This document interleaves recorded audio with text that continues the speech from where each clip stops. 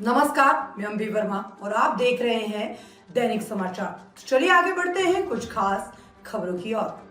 कांग्रेस सांसद प्रियंका गांधी के पति रॉबर्ट वाड्रा आज मंगलवार को पैदल ही प्रवर्तन निदेशालय यानी ईडी के ऑफिस पहुंचे, जहां उनसे गुरुग्राम के शिकोपुर लैंड घोटाले में पूछताछ की गई। ईडी ने जमीन सौदे से जुड़ी मनी लॉन्ड्रिंग जांच में पूछताछ के लिए उन्हें दूसरा समन भेजा था। वाड्रा इससे पहले 8 अप्रैल को भेजे गए पहले समन पर पेश नहीं हुए थे। ईडी ऑफिस जाते हुए वाड्रा ने कहा, जब भी मैं लोगों की आवाज बुलंद करूंगा या राजनीति में आने की कोशिश करूंगा तो ये लोग मुझे दबाएंगे और एजेंसियों का दुरुपयोग करेंगे। मैं हमेशा सभी सवालों के जवाब देता हूं और देता रहूंगा। केस में कुछ है ही नहीं यार। 20 बार गया हूं, 15-15 घंटे बैठा हूं। मैंने 23,000 डॉक्यूमेंट दिए हैं, फिर भी कहते हैं दोबारा डॉक्यूमेंट दो। ऐसे थोड़ी चलता है यार। इस केस में वाड्रा के साथ हरियाणा के पूर्व मुख्यमंत्री भूपेंद्र सिंह हुड्डा भी आरोपी है। उन पर आरोप है कि मुख्यमंत्री रहते हुए उन्होंने वाड्रा की कंपनी को मुनाफा पहुँचाया। फरवरी 2008 में रॉबर्ट वाड्रा की company Skylight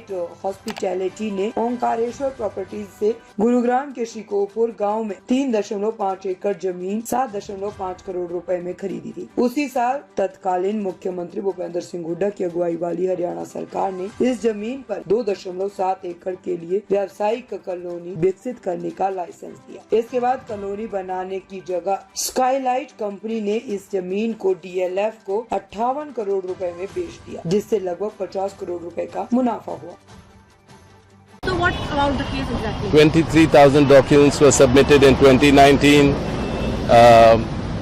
The case that they're asking me about is a 20-year-old case. This is politically motivated.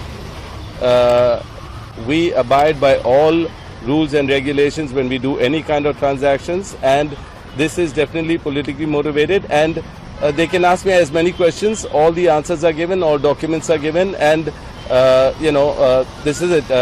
I think the ruling government always misuses the agency, and I'm having to face the same at this point of time. But I'm here. I'll answer all the questions. I have nothing to hide. All is good.